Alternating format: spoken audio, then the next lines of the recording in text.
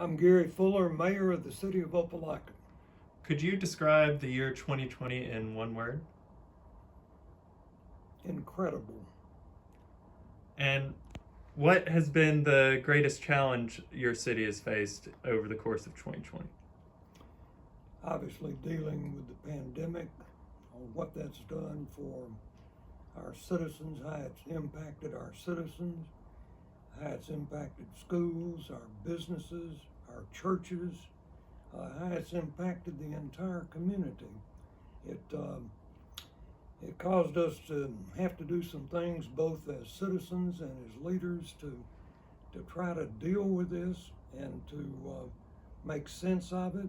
Some of it we had to do on the fly, but I think that people responded, and although I regret the loss of life, the great citizens that we've lost because of the COVID-19,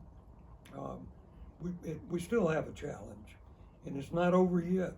And with Christmas coming, that's going to put more folks together, and I think it's even more important now that we wear a mask, that we keep our hands clean, that we maintain a social distance. The good news is that the vaccine is being distributed, but that's going to take a while. So a lot of it is personal responsibility for us. So the COVID-19 continues to be a challenge, and I think will be a challenge on into 2021. And on the bright side, what has been the greatest success for the city of Opelika this year? Well, it seems so long ago, it's hard to believe that it was in 2020, but the fact that we defeated the quarry has to be the brightest spot. That was a battle that all of us got engaged with, and I was proud to lead that opposition to the quarry, something that would have impacted our primary water supply in a negative manner. And because the entire community rallied with help from our friends in Auburn, Smiths, and other places, we defeated the quarry. They withdrew their application, and then we took it a step further because I don't want some mayor 20 years from now having to face the same thing that I faced. So we asked the legislature to annex that 1,250 acres. And I want to thank Senator Tom Watley and Senator Randy Price and Representative Debbie Wood for getting that through the Alabama legislature and making it law. So now that 1,250 acres is within the city limits of Opelika. There will never be a quarry on that property that really is part of that Saugahatchee watershed. So I think that was the bright spot of our year. And one more question, actually. Do you have a New Year's resolution going into 2021?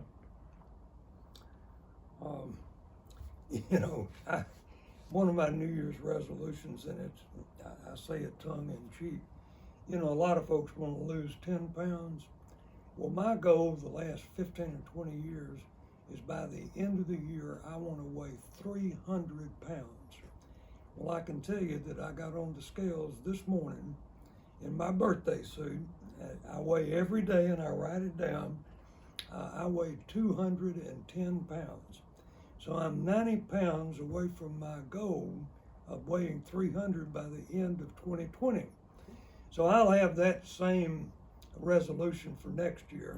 And that takes all the pressure off of me on what I eat. But the other goal, just a personal goal for me, is I want to continue being the kind of mayor that will help our city move forward, things that we can do on being inclusive, to helping folks find a good paying job, making sure that our workforce has marketable skills so that they can get a good paying job. I want us to continue supporting Opelika City Schools. With all the homes that we've built in Opelika the past few years, in fact, since I've been mayor, we've built over 3,000 new homes. Well, why do folks buy a new home and move to Opelika? They do it for two reasons. One, good paying jobs. Two, great public schools. So Opelika City Schools and good jobs. So part of what my job is as mayor is to continue working with Lori Hughley and John Schwetman in economic development on creating good paying jobs, helping our industries expand and invest additional capital into our city, and to continue working with Dr. Mark Neighbors. It was a high point this past year on the fact that Opelika City Schools have 2 first-class pre-K classrooms. We applied for 5. We're going to apply for some more. I'm glad that the city is financially supporting the schools in that effort. One day, I would love to have first-class pre-K for every child in Opelika. That's a real long-term proposition. But if we can start when these kids are young, 4 years old, think of the difference that can make in their life and their ability to become educated, to get a good paying job, go to college, and do those kind of things.